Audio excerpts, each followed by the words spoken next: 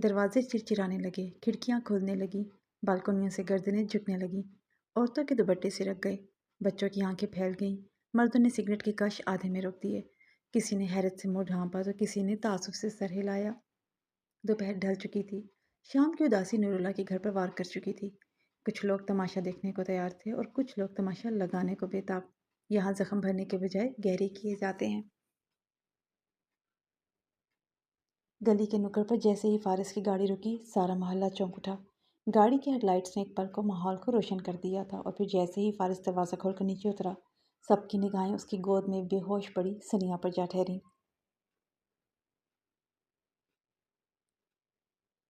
अस्तगफिरुल्लाह, ये क्या तमाशा है? हाय रब्बा, लड़की को होश तक नहीं।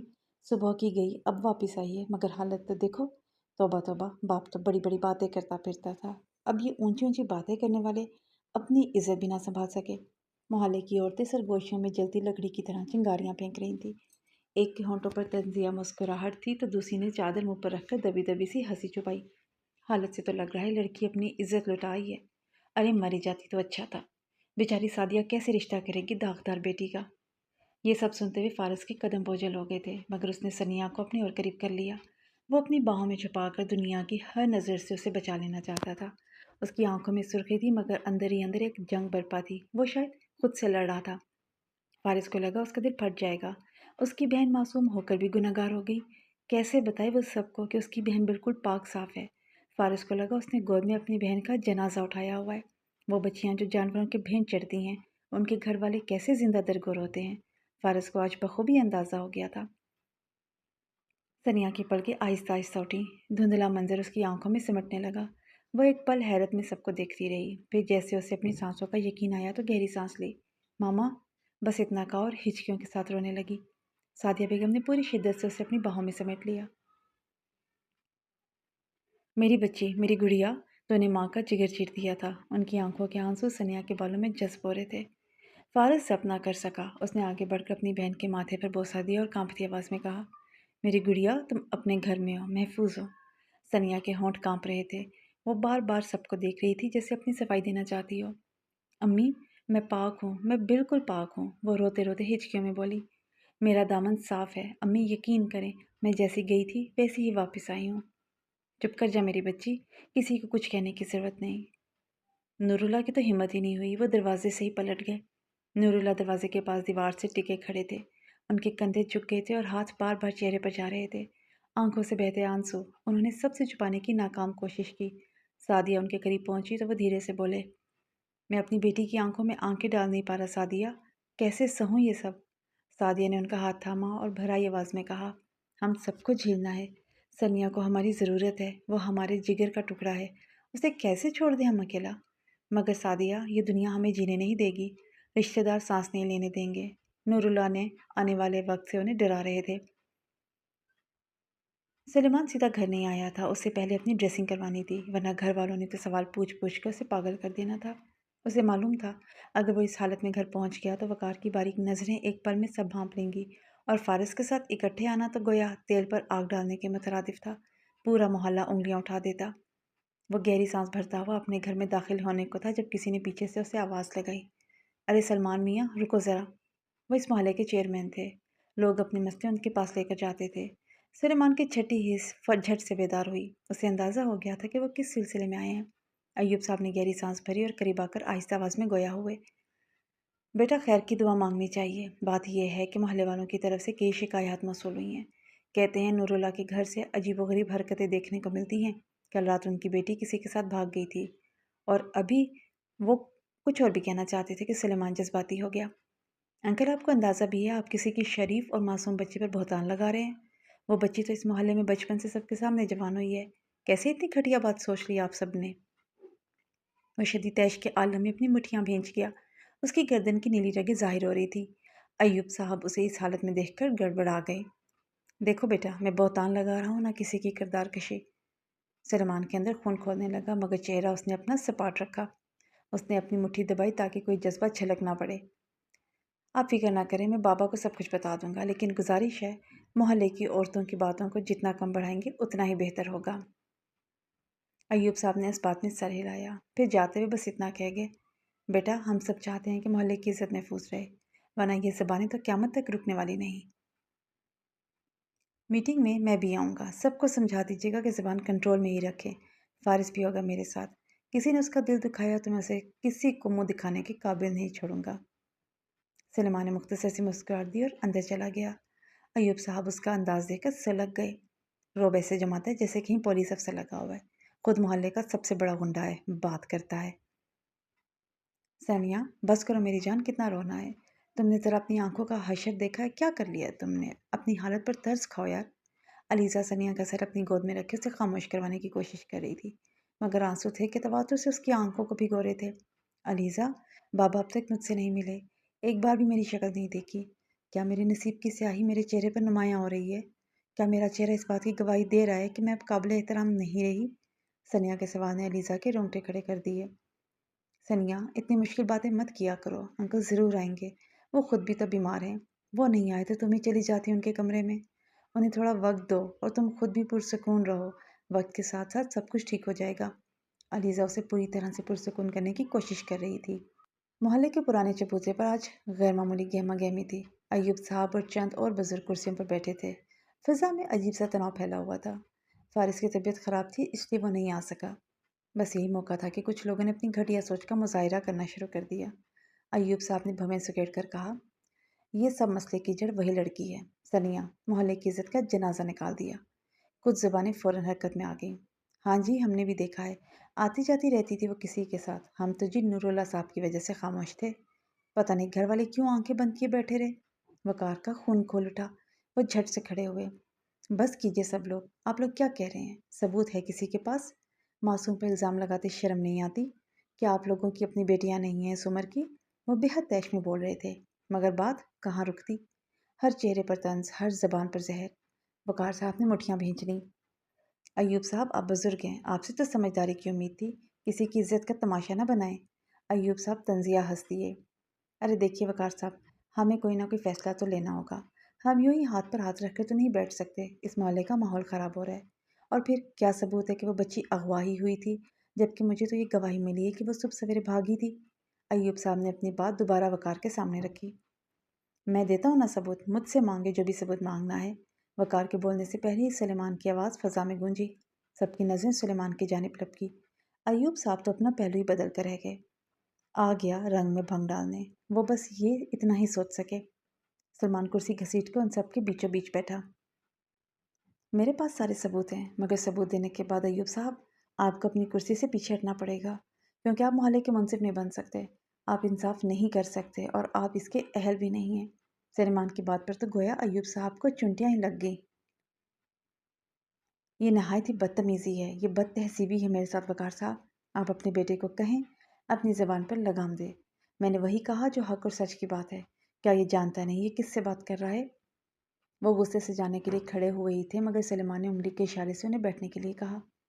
ابھی کہاں جلدی ہے، ابھی تو ثبوت دیکھنے باقی ہیں، چلے جائیے گا، مگر ثبوت دیکھنے کے بعد بیٹھ جائیں اپنی جگہ پر۔ اس کی آواز میں دھاڑ کے ساتھ حکم واضح تھا۔ وقار صاحب تعصب سے اپنے بیٹے کو دیکھ رہے تھے، وہ جانتے تھے کہ ان کا بیٹا ایک بے لگام گھوڑا ہے، اس وقت فی الحال وہ کسی کی بھی نہیں سنے گا جب تک اپنی نہیں کرے گا۔ سلیمان نے اپنی جیب سے موبائل نکالا اور موبائل اسکرین پر وہ ویڈیو آن کر دی جس میں بالکل صاف صاف واضح ہو رہا تھا کہ ثانیہ کو پہلے رومال ڈال کر بے ہوش کیا گیا اور اس کے بعد پھر سفید رنگ کے ڈالے میں اٹھا کر لے گئے۔ سلیمان نے یہ ویڈیو بار بار ریپیٹ کر کے وہاں بیٹھے سبھی لوگوں کو ایک ایک کر کے دکھائی۔ جی تو بتائیے اب، آپ لوگوں کے ثبوت کہاں ہیں جو جس بچی پر ناحق الزام اور بہتان باندھ رہے تھے کہ وہ کسی کے ساتھ بھاگ گئی تھی؟ لائیں وہ گواہ میرے سامنے جو گواہی دینے کو تیار ہیں۔ سلیمان کے جلالی انداز کے سامنے سب نے سر جھکا لیے، مگر ایوب صاحب ابھی بھی ہٹ دھرمی پر رہے۔ اچھا، کیا اغوا ہونے والی بچیوں کی عزتیں محفوظ ہوتی ہیں؟ کون کرے گا اب اس سے شادی؟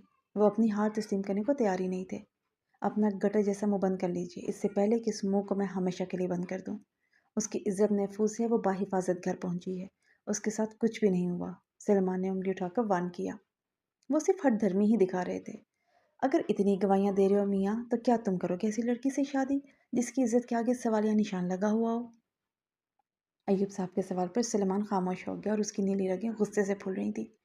اس کا دل زور و شور سے چاہ رہا تھا کہ وہ سامنے کھڑے شخص کا سر کچل دے، وہاں بیٹھے ہوئے سارے لوگوں کے چہروں پر تصحیق آمیز مسکراہٹیں بکھر گئیں، کیونکہ سبھی جانتے تھے کہ ایسا کوئی بھی نہیں کرے گا، اور جب سلیمان اس شادی سے انکار کرے گا تو یہ ظاہر ہو جائے گا کہ ایوب صاحب سچ کہہ رہے ہیں۔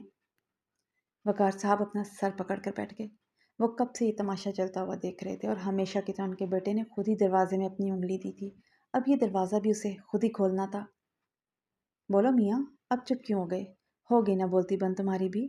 ابھی تھوڑی دیر پہلے تو تم اتنی بڑی بڑی باتیں کر رہے تھے۔ وقار صاحب نے ایوب صاحب کی بات پر کسی قسم کا کوئی بھی تاثر نہیں دیا تھا۔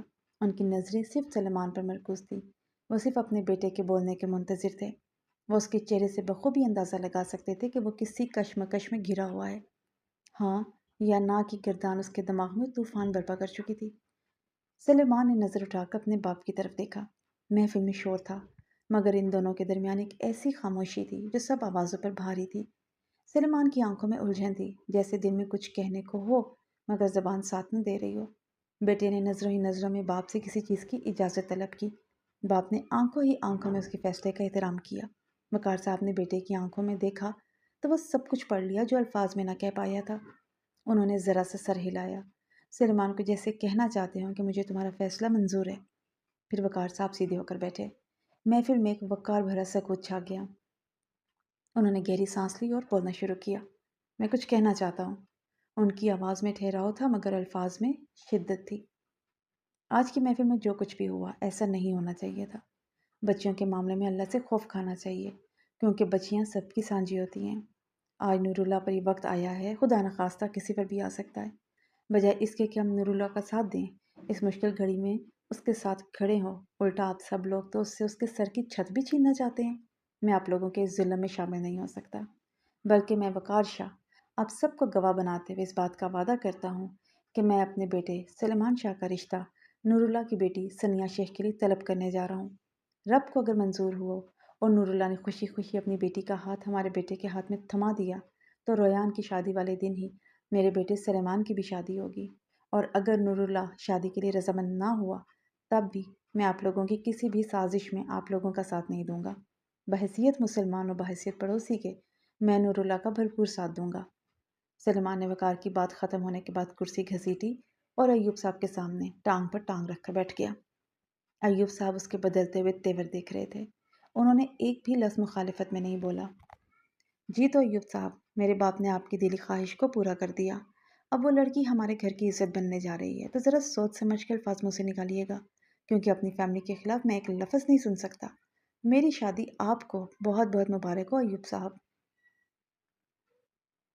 کمرے کی فضا میں ایسی خاموشی تھی کہ سانسوں کی آواز بھی اجنبی لگ رہی تھی۔ ایک باپ خیالوں کی جنگ میں گرفتار اپنی بیٹی کے مستقبل کا فیصلہ کرنے کو تذبذب میں تھا۔ سامنے دو چہرے امید اور خوف کے سنگم پر اس ایک فیصلے کے منتظر تھے جو تینوں کی زندگی بدل دینے والا تھا۔ دیکھو نور اللہ، میں تم پر کسی بھی قسم کی کوئی زور زبردستی نہیں کرنا چاہتا۔ میں تو صرف درخواست لے کر آیا ہوں تمہارے پاس۔ اگر تم میرے بیٹے کے لیے اپنی بیٹی کا رشتہ مناسب سمجھو تو اپنی بیٹی کا ہاتھ ہمارے ہاتھ میں دے دو، اور اگر تمہیں یہ رشتہ نہیں سمجھ میں آ رہا تو تم انکار کرنے کے پورے حقدار ہو۔ دیکھو وقار، تم نے ہمیشہ میرے برے وقت میں ساتھ دیا ہے، چاہے میرے مالی معاملات ہوں یا گھریلو۔ تم بھائی کی طرح کھڑے رہے ہو۔ میرا اپنا بھائی اب تک میری خبر گیری کرنے نہیں آیا، اور اب کوئی آئے گا بھی نہیں۔ میری بیٹی کے لیے تمہارے گھر سے اچھا کوئی گھر نہیں ہو سکتا، مگر جو ثنیہ کے ساتھ ہوا ہے وہ سب تم جانتے ہو۔ نور اللہ آدھی بات کرتے ہوئے خاموش ہو گئے۔ کچھ دیر خاموشی کے بعد وہ کسی فیصلے پر پہنچے۔ ٹھیک ہے، مجھے قبول ہے۔ وقار، تم جب چاہو میری بیٹی کو خاموشی سے نکاح کروا کر لے جا سکتے ہو۔ میں تمہارا احسان ساری عمر نہیں بھولوں گا۔ وہ گردن جھکائے اپنی رضامندی دے چکے تھے۔ سلیمان کے لیے یہ منظر بہت ہی تکلیف دہ تھا۔ آپ پر کوئی احسان نہیں کر رہا انکل، آخر آپ نے اپنی بیٹی کی شادی کہیں نہ کہیں تو کرنی ہی تھی، اور نکاح خاموشی سے نہیں دھوم دھام سے ہوگا۔ میں پوری عزت و احترام سے آپ کی بیٹی کو رخصت کروا کر لے کر جاؤں گا۔